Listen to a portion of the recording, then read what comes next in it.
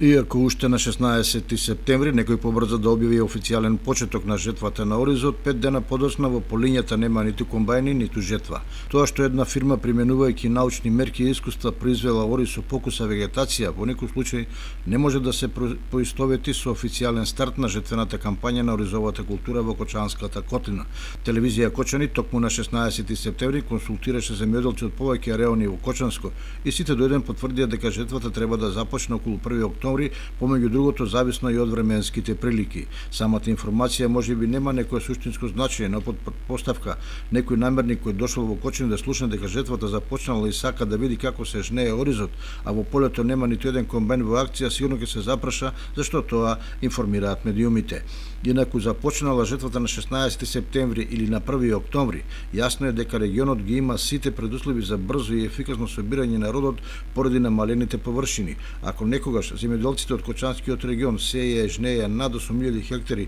со оризова култура, сегашните 3200 хектари се мал проблем кој ќе се реши за 20 на дена. Но тоа што ги интересира производителите е дали ќе останат ланските цени за комбинирање од 1000 до 1200 денари за декар и колку државата ќе ги натера откупувачите и преработувачите во прометот